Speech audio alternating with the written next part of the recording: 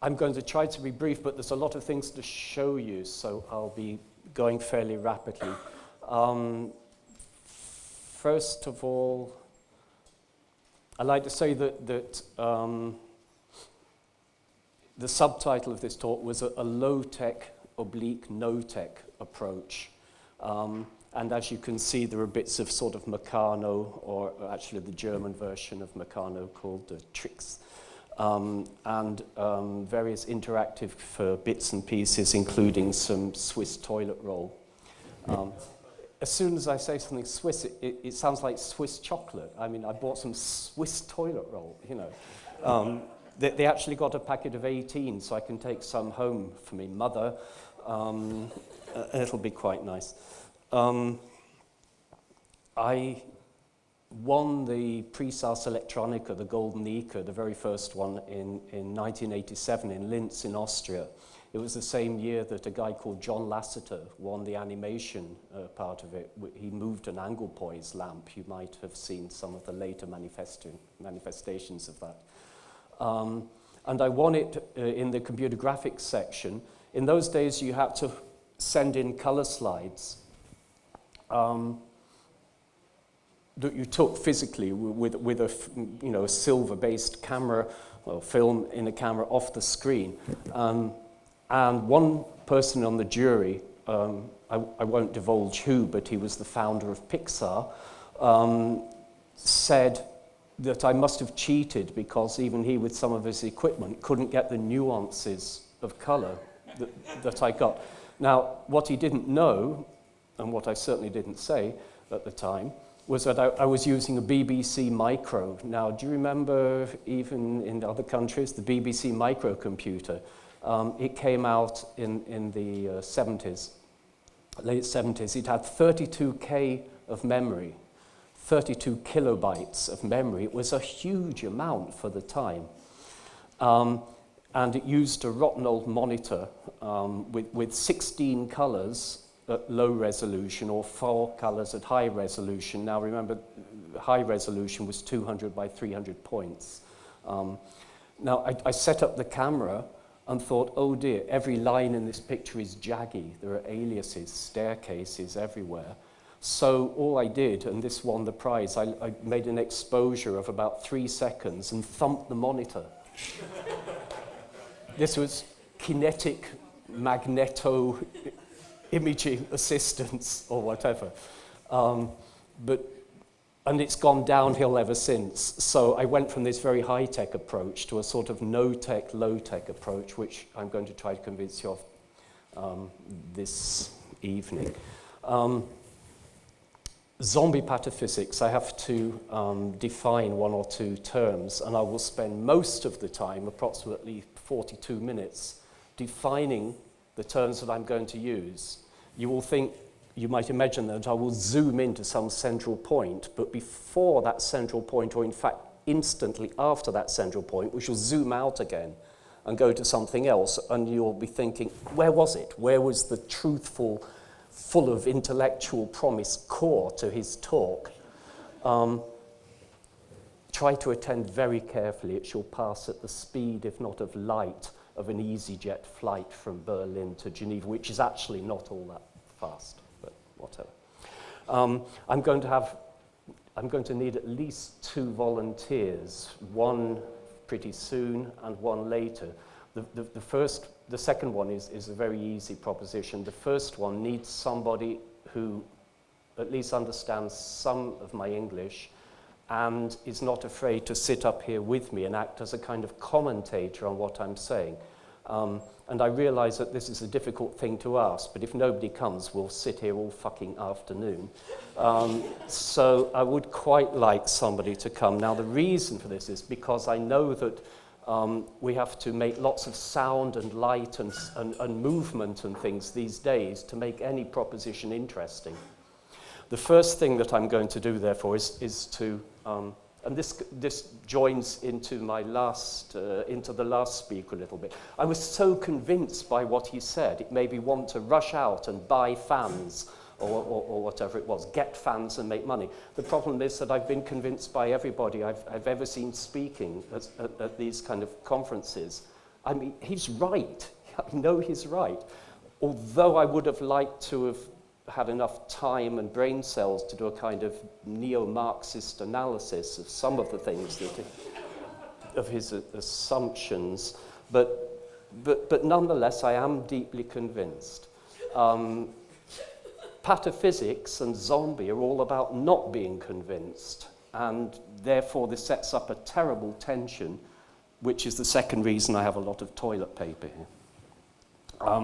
Now, for the first application of sound and music, I've got, well, it's not actually music, it is sound. I've got the collected speeches of Lenin in Russian, which I'm going to play without recourse to a gramophone, using this Volkswagen microbus.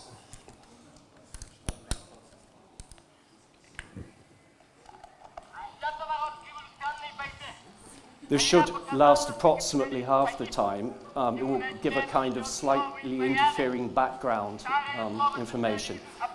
I'll stop it just for a second. Thank you. The ideal thing, of course, but I haven't got enough room in my baggage, is to have two, and they chase each other, and if one battery, because they've got a little battery in the back there, obviously, if one battery is slightly better charged than the other, they catch up with each other and sort of do dodgems and sort of hit each other and things. Or you can have different records. My dream is to have the complete LP works of Leonard Cohen and to have approximately 23 of these microbuses all going round, which will bring tears to my eyes, if not anybody else's. Is there somebody who would be kind enough and in a way socially aware enough, because I said otherwise it could take a very long time, to come and sit here and turn the little handle for me? Please. Yes? But I have first go to the toilet. Are you serious? There's toilet paper here. You don't need to. My English is really poor. You'll get what I'm going to ask you to do by osmosis. It's going to be fine. Otherwise, there's a translation device here, but don't use it. It'll be better. I love that. I asked, please sit down, thank you. I asked if there was going to be simultaneous translation into both French and German, and they said, no, the Germans speak English. That's lovely. I mean, it's true, of course. Okay. What we have here, you can see at a glance, is a dog using a computer. You see its little paws on the keyboard here. It's got its tongue out because it's very excited. And it's, you know these conversations, I'm sure you've heard of this, that you can sort of be on the internet and you think you're talking to a New Zealand bisexual nymphomaniac, and actually it's a guy sitting in a hotel in Zurich, tapping away on his washable keyboard of his Macintosh computer. We have a phrase in English which says, on the internet, no one knows you're a dog. You know this. For the non-Anglophones, a dog in this sense means an unworthy, unattractive person. So this is a dog on the internet pretending to be God knows what.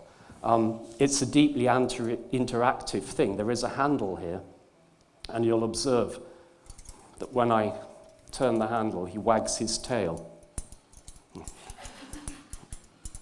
In all possible senses of the word tail,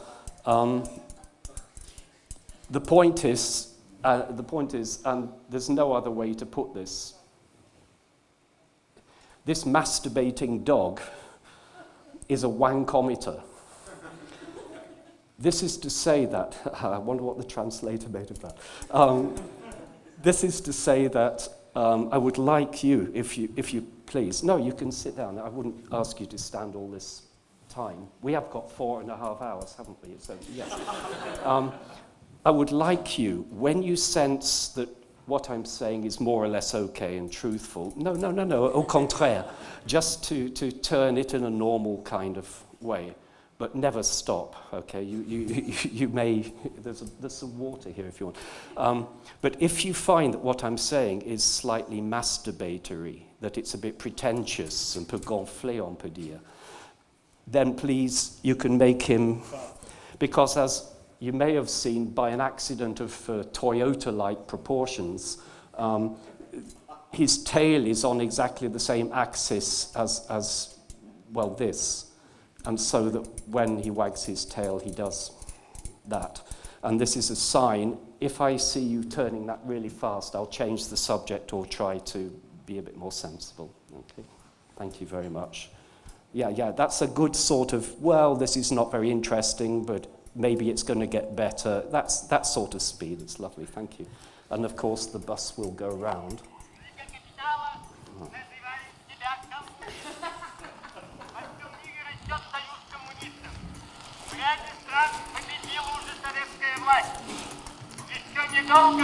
I want to show you, oops, bit of feedback there.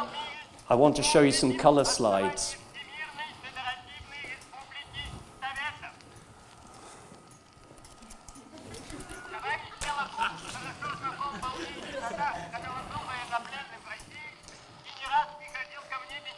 Part of the reason they invited me here is because I did a now notorious text. You might want to get faster here. A slightly notorious text called 43 Dodgy Statements About Computer Art. And I haven't had a cent from it, of course, but I know it's got about 48,000 Twitter hits because people send this, especially American persons, to each other and say, what's this idiot bullshitting about? But there hopefully is some ironic truth in here somewhere. And I shall, if there's time at the end, I'll ask you to shout out random numbers. And I will read a couple of these statements, which are deeply profound reflections on computer art, especially number 17, if you would, because I really like that one. But if you want to take one away at the end, that's there. No, it's okay. You can have one, yes. That gives you something to do, doesn't it? Thank you. I will comment. Yeah. The other thing is, if you find that it goes to the middle and stops, could you just put it back on the... Yeah, of Thank course, you. I will do. Thank you. That's lovely. Okay, zombie pataphysics. There are many different sorts of zombie, you agree, yes? There's the drink, there's the rock group, there's the Hollywood or Pittsburgh zombie, there's the Italian zombie, and there's the Haitian real zombie, and there's the P or philosophical zombie. And what I'm actually, this is more infuriating than I thought it would be. Just for the zombie bit, when we get to pataphysics, I'll get it going again even louder. I don't know, I asked for a tie microphone. I could have sat down and said all this, but I'll be moving later. That's better, I can see you now. Zombies are the living dead. It's a transgression. They're not partly living and partly dead. They're both living and dead.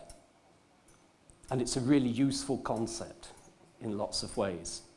It's useful in many ways, actually. There is a branch of cognitive psychology, particularly in America, particularly since about 1976, which deals with the idea of the philosophical zombie. And briefly,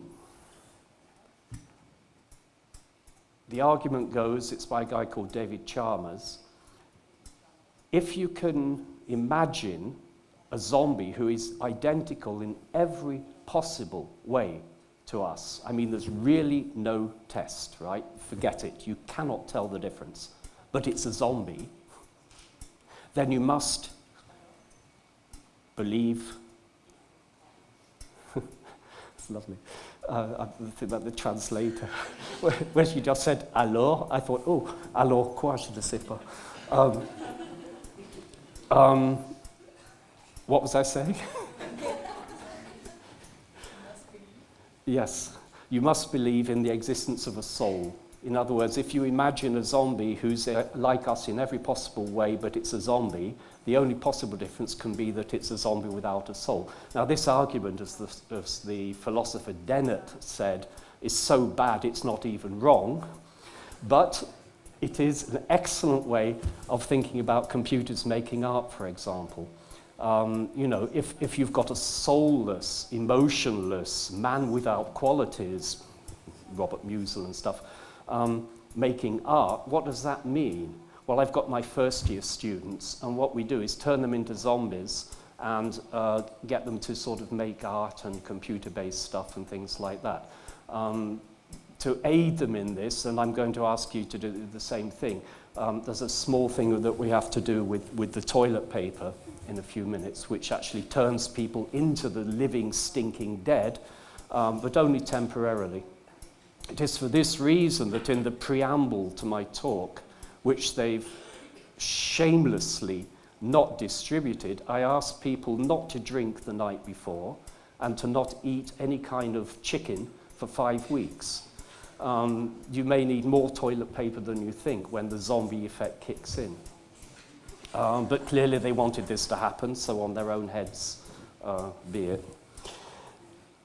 You will know perhaps that both Derrida and the Situationists used quite a lot of references to zombie. The idea of transgression, again, the idea that something could be true and false, living and dead, 1 and 0, me and you. That whole conglomeration, that not even a connection between opposites, but something more than that. I say, it doesn't really mean anything, but I say sometimes to my students, between black and white, there's always red. In other words, if you imagine a line here, black to white, you can always sort of construct another dimension which goes out of this thing. That's what we will perhaps try to do a little bit this afternoon. Now, pataphysics is an excellent subject. Pataphysics is to metaphysics what metaphysics is to physics. Pataphysics is also the science of those things that haven't got a science.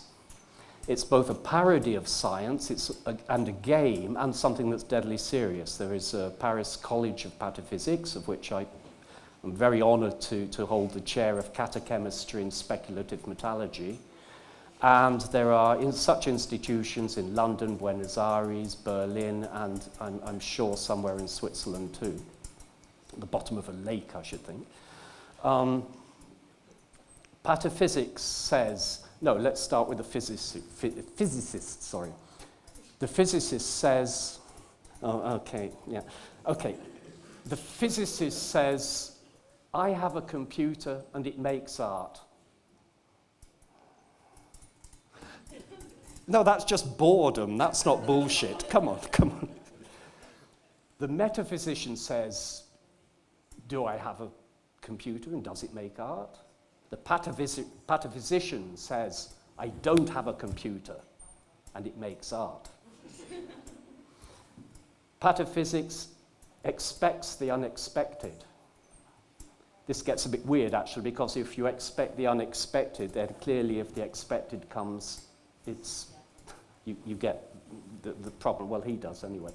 Okay. To expect the unexpected is to expect something which, if it is expected and arrives, and I think the translator is going to get completely lost here, I hope so, because I certainly am, but you do get the... I've got to hear this, wait. Okay. Merci, c'est très gentil. Ah oui, merci. This is so nice, I could spend the whole afternoon like this. Oui, moi aussi. But I won't, don't worry. Yeah. Non, c'est bon. J'ai regardé le truc là. Okay. So zombie and pataphysics, an approach. Let me quickly see what I was going to do next. Yes. I want you to imagine that the vulgar disintegration that these two notions together imply does not necessarily lead to something which is not artistic, even though there's no sentiment, no emotion. For example, if you take a very nice piece of music, such as Beethoven's Ninth Symphony, and you have some trained poodles who can yap it instead of playing, then you would think that it's a complete desecration, and actually it's quite nice, and I'll play you a tiny little bit of that.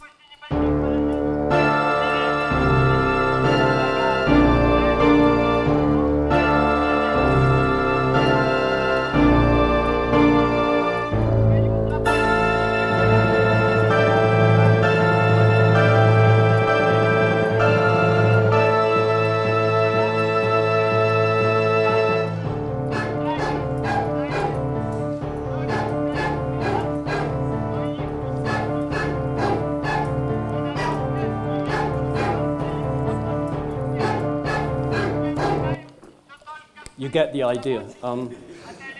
These are, in fact, poodles. They are my 2 poodles. I mean, they're not those grandmother Parisian poodles. They're sort of like little bears, but they are poodles. I've got a picture of them using a microphone, but I've lost it. In the College of Pataphysics, there are various ou-expo en français. Ou-expo, I don't know how to say that in English. Ou-expo. You know about Oulipo, yes, in literature, people like Georges Perec, Queneau, and so on. Oulipo, which means Ouvroir de littérature potentielle, potential literature workshop, or something like that, has its equivalent in Upampo, Ouvroir de peinture potentielle, the potential painting workshop, of which I'm a member. And it uses pataphysical constraints to produce systems to make art with. And one of the pictures that I want to show you, which is from a colleague, he's dead now, but if you're dead in the College of Pataphysics, it doesn't make any difference.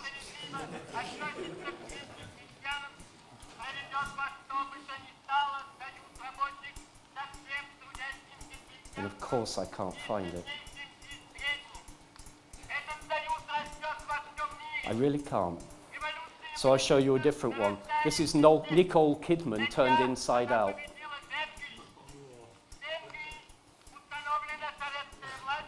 Which is another pataphysical thing that I actually did invent. What you do is take an image and you map the inside to the outside and the outside to the inside, and that will be the theme, the leitmotif for the rest of what I'm going to say this afternoon. What I want to emphasize is the idea, the pataphysical zombie idea, of putting what appears to be not important in the center and taking what is in the center and might be very important to lots of people to the outside. If I show the ordinary picture of Nicole Kidman that that's based on, you'll be able to see perhaps the... I'll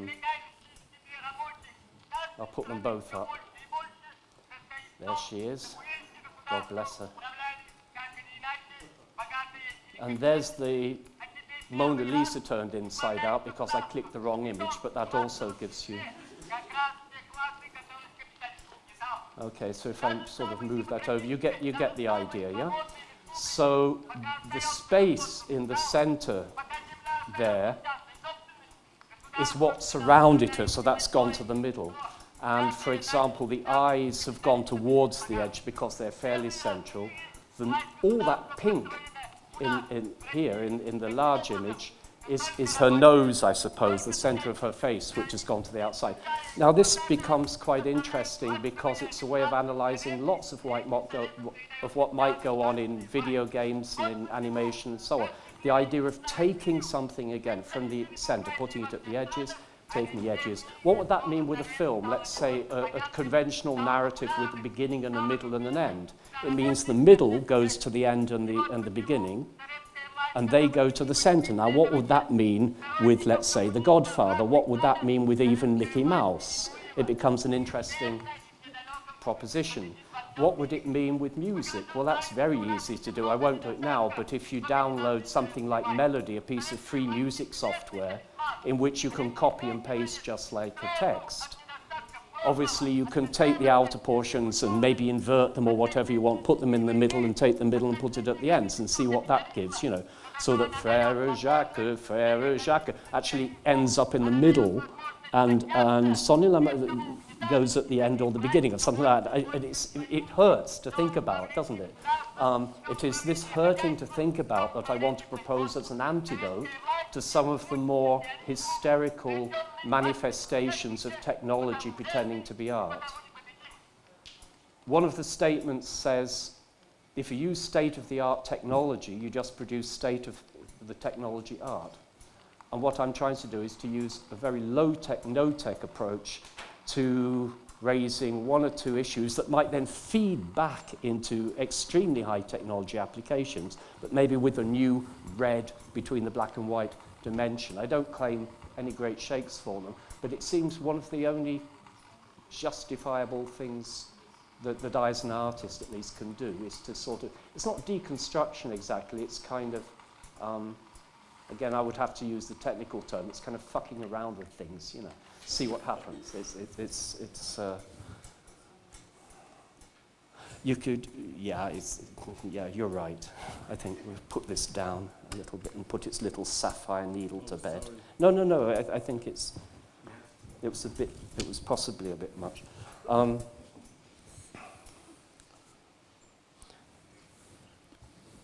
Whilst I play the Hallelujah Chorus, recorded at the Royal Albert Hall in the late 70s or early 80s, I used to play with the Portsmouth Sinfonia. I don't know if you know it. It's an orchestra of people who can't play their instrument. It was the only time in my life I sat next to Brian Eno, who can't play the clarinet either. It was mostly made up of artists, and people like Gavin Bryars and so on were in it. It wasn't only morons. And like me, and we had a choir of 300 people who couldn't sing. What I would like to do at this point, this is why I needed the cravat microphone, thank you, is to distribute these rolls of toilet paper. Would you please tear off about 12 sheets? Normally in Germany and in England one only uses 9, but I've seen that in Switzerland the sheets are smaller. I do not know if there's an insult or a compliment. I don't know. May I toss you that up there? Yes? I'm so happy to see you. Thank you. Would you please take about 10 sheets each? You could pass that behind. Just long enough, basically, to wrap around your head and tie in a little knot at the top. Because the real zombies, and this is not very funny, the real zombies, I wonder if the translator wants one. Would you give her 10 sheets of thank you. Okay, anybody in an island of toilet-free nests? Okay, you thank you. Please don't be afraid to do this, because it is essential that you share the suffering of zombies. Now, I know that this will take a certain time. Look, she's done it. She can do it. So can you. It's excellent. Like this? Exactly. Because with the real zombies, who are produced by poison being rubbed onto their skin in Haiti, are basically buried, dug up again, and become slaves, to cut a very long story short. Le petit bon ange, the little good angel, must not escape from the thing. Are you already sensing that your mental state has changed? The people who've put this on. And as I said, while this is going on, we shall listen to a piece of very moving music.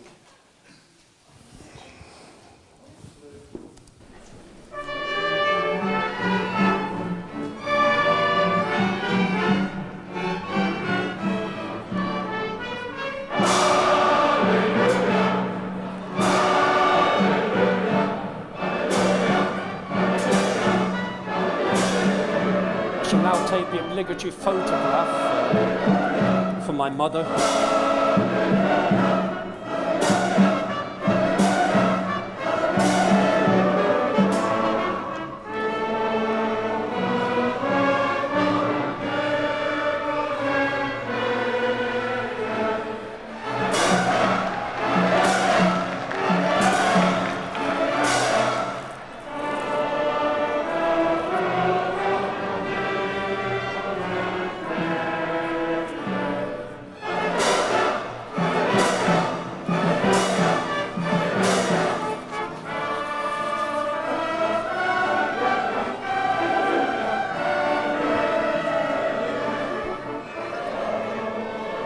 Listen to the music for a few seconds longer, because, as I shall demonstrate, this is also an example of inside-out stuff.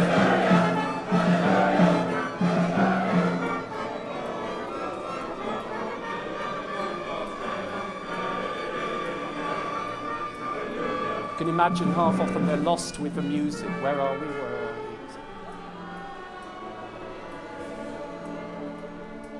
we? Listen to the applause when they get it right.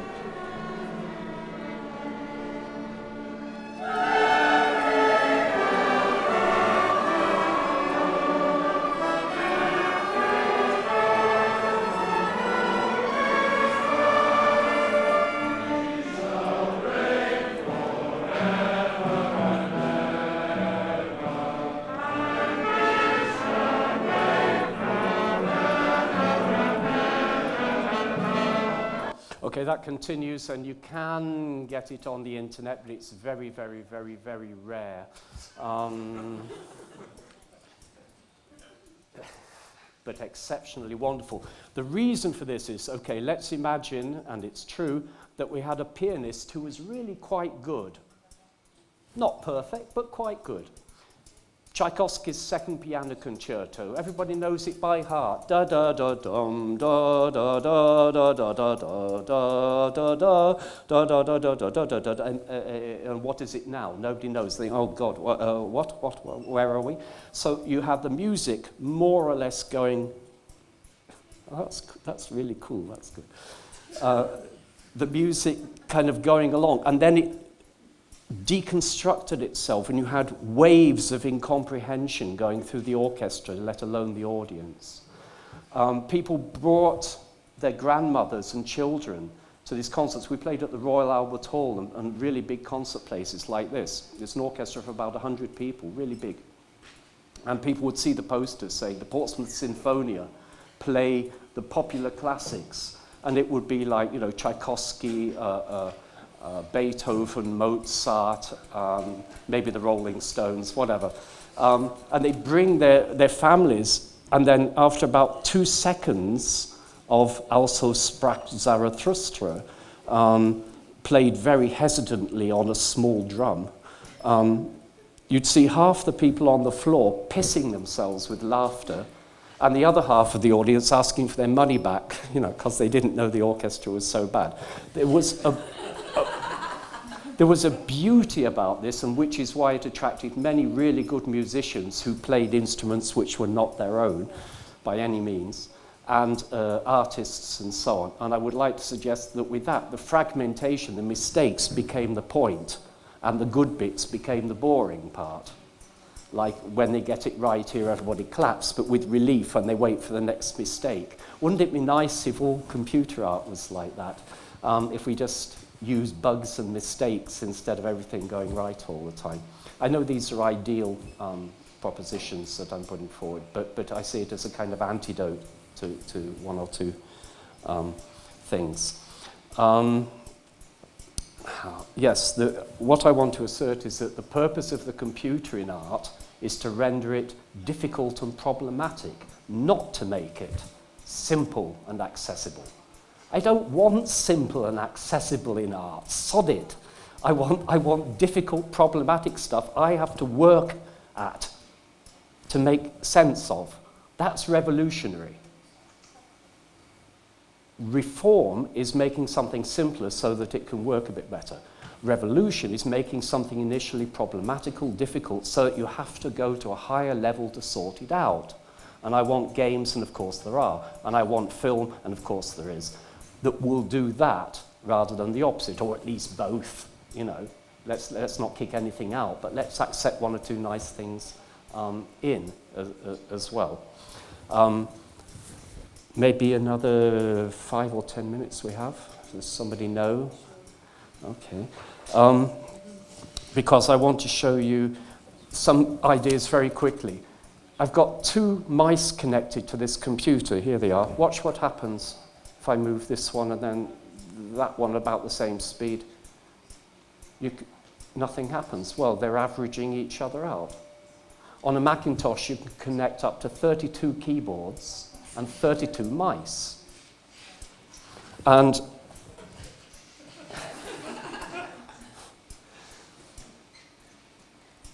look, here's a picture of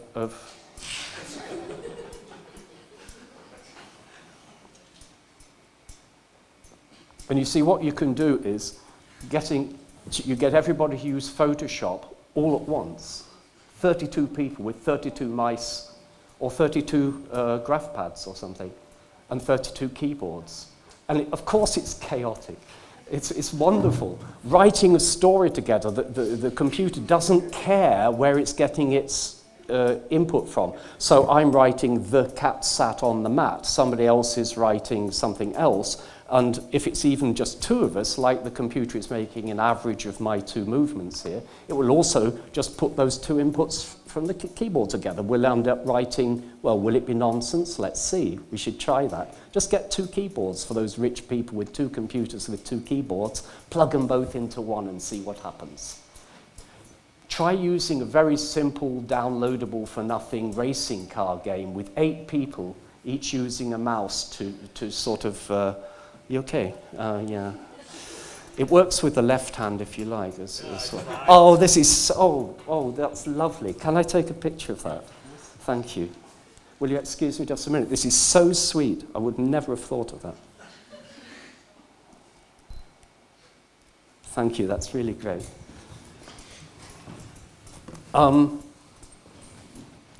Yes, what was it again? You told me before where I was. You pay good attention, don't you? It's more, yes, racing games, that's it, yes. So you would think it would be chaotic. You'd think that the racing car would go anywhere. Actually, it's really boring because with about 7 or 8 or more people, the computer makes an average of their positions and movements. And the car goes straight round the track without any problems at all. It's auto-correcting. There is feedback coming in from this system, which means that if one person makes a crazy mistake, it doesn't matter much.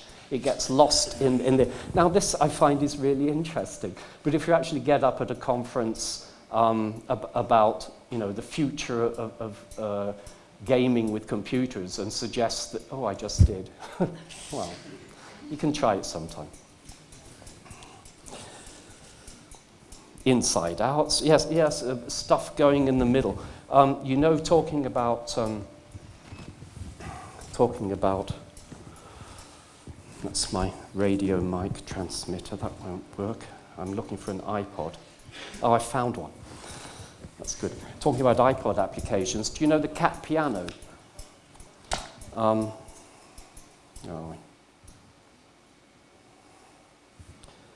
okay, this is a steampunk screen. I really love them. The goggles too, at my age as well. Okay, I'm going to show you the cat piano, if I can find it. Yes. This basically uses pictures of cats, and you can press them, and can you see that? And you can make music if I put it near my...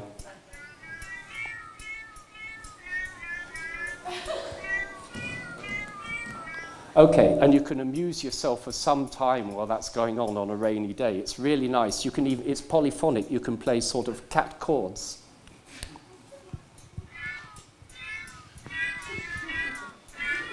It's rather sort of Monty Python-esque, but it's quite good.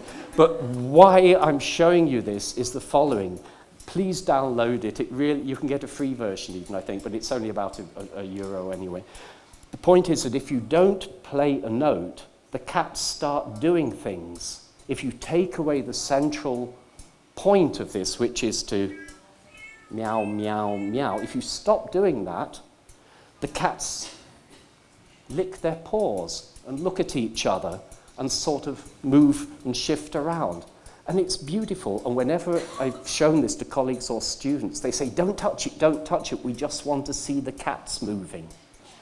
The periphery, boring stuff has become totally central and wonderful. I urge you all to use the cat piano as a metaphor for life and art and such things.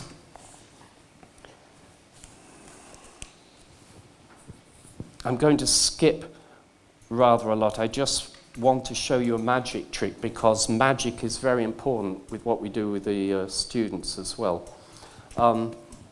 Here are some of my students in the École Nationale Supérieure d'Art de Bourges. It's an art school in France.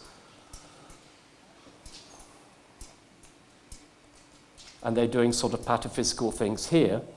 It's called speed animation. You lay down hundreds of sheets of paper on the floor. The students line up and have an idea in mind of which bit of an animation they're doing. They run past each sheet of paper and make a mark on it on the first and on the second and on the third, and then they change it slightly between the first and the second. So if you imagine one person with lots of pieces of paper, they might draw Mickey Mouse like that, then Mickey Mouse like that, and Mickey Mouse like that. Okay, I've got all the papers spread out, and I run past them and do Mickey Mouse, Mickey Mouse, Mickey Mouse. But there's about 50 people doing that as well. They go round and round until everybody falls down. And then you sort of just stick them on the wall or make a huge flip book out of it, you know. Or you can actually, of course, film them with stop motion and get really nice things. Here you see that habitually the zombies going about their business. I mean, nothing special, it's just that, as you can see for yourselves, it's changed everything. I mean, I've seen one or two of you looking around saying, well, all these people around, they look like idiots. Well, so do you. You know, it's a lovely thing. It's a sharing, not in a Californian sense at all, but I think a deeply wonderful thing. It's even better than the light bulb jokes about, you know, how many Californians does it take to change a light bulb? 1 and 27 to share the experience. You know, it's sort of these are sharing a zombie experience. He's 1 or 2 more. And we use magic as well. Here's a person. This is not photoshopped. You'll have to trust me about this. I promise you it is not photoshopped or anything like that. This is a picture taken with a really bad mobile phone in situ, and so is this. Why? Because we invite magicians along to the art school as well. I think it's clear that any good art school should have computers. I think every good art school should also have a philosopher, a telescope, a microscope, and a magician. At Bourges, we insist on it.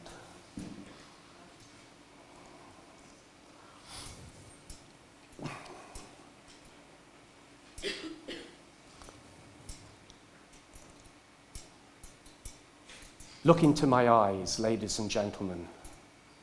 This is an upside-down portrait of me, or is it? I want you to choose a card. Don't tell anybody.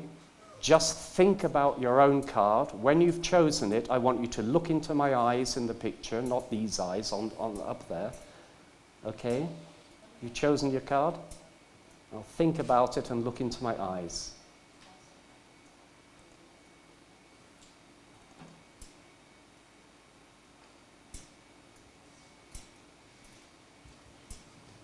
Ladies and gentlemen, I'm going to do something which has never ever been done in Neuchâtel before, not in this theatre anyway. At 5:35, very near the end of my talk, on a Wednesday evening. Think of your card, look into my eyes. I'm going to show you that your card will have disappeared.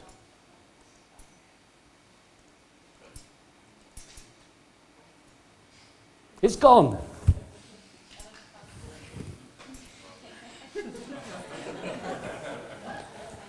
The question is, each person's card disappeared. You must have all had different cards.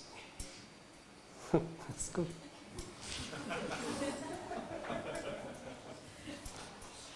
Lastly, before I show you a very quick animated film, which I tried. I don't make films or anything, but I thought, bloody hell, I better try and apply some zombie pataphysical approach to making a little film. But before that, I want you to put you in the correct state. Would you help me with this now, please? I would like you to take that and we'll try and unwrap it.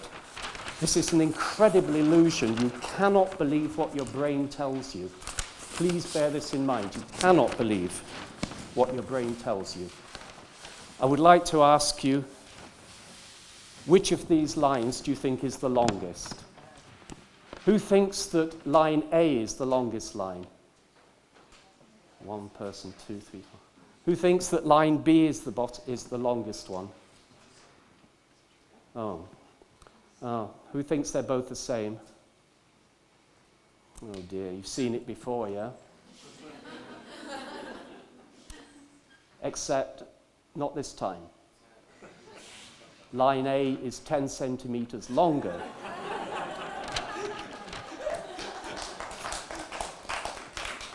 You don't listen. You cannot believe what your brain tells you. Your brain says, oh, I've seen it a million times. Jesus Christ, why is he finishing with this bullshit? It's so boring. Your brain just told you a lie. Well, it is boring, but it's not, you know, that's okay.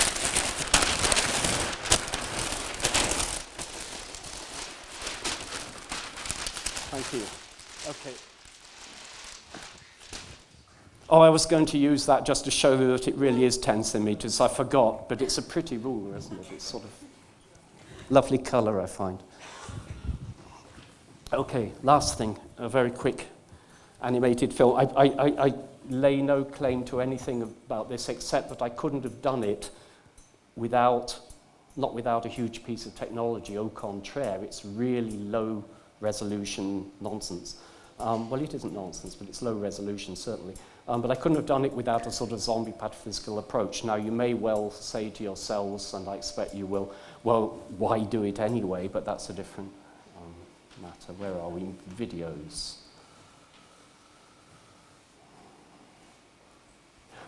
Have we got 2 more minutes even, or are we really desperate? If you smile like that, we're desperate. Okay.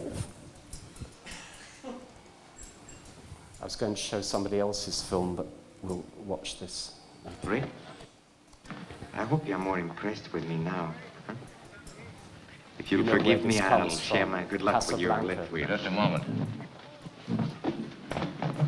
Yeah, I heard a rumor those 2 German couriers were carrying letters of transit. Huh? Oh, huh. I've heard that rumor too. Poor devils. Yes, you're right, Ugadi. I am a little more impressed with you.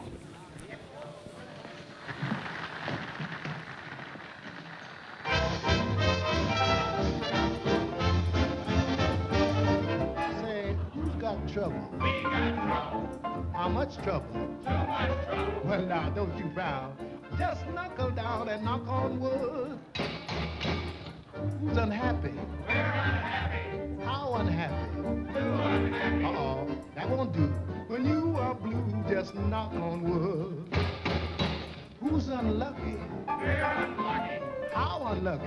Too unlucky. But your luck will change if you arrange to knock on wood.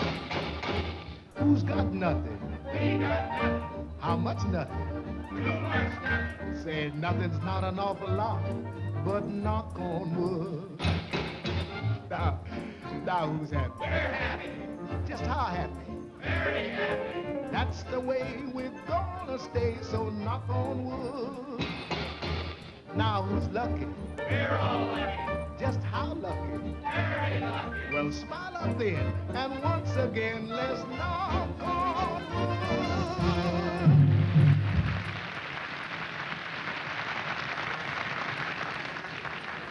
Hello, Ray. Hello, Ferrari. How's business at the Blue Parrot? Fine, but I'd like to buy you a cafe. It's not for sale. Haven't heard my offer. Not for sale at any price. What do you want for Sam? I don't buy or sell human beings. Too bad that's Casablanca's leading commodity. Refugees alone, we can make a fortune. You work with me through the black market. Suppose you run your business and let me run mine. Suppose we ask Sam, maybe he'd like to make a change. Suppose we do. My dear Rick, when will you realize that in this world today, isolationism is no longer a practical policy? Sam Ferrari wants you to work for him at the Blue Parrot. Oh, I like it fine, yeah. He'll double what I pay you. Yeah, but I ain't got time to spend the money I make here. Sorry. Boss is private stock. Because he won, I love you. Oh, shut up. All right, all right. For you, I shut up. Because you won, I love you. Oh, Monsieur Rick. Some Germans, boom, boom, boom, boom, gave his check. It's all right.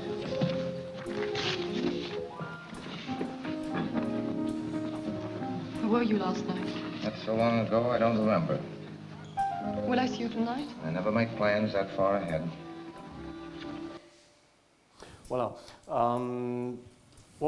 what that was basically doing was using a piece of medical imaging software you can download free, and taking a little section of a pirated version of Casablanca frame by frame, finding particles, inverting it, looking at the spaces, assuming that they're particles, finding a major and minor axis of an ellipse, and then plotting those ellipses black on white. So what you're getting is actually a mixture of the real subject matter, because you could see occasionally people moving around, but basically a total absence of information. Those ellipses delineate where nothing's going on, so I tried to put them right in the middle.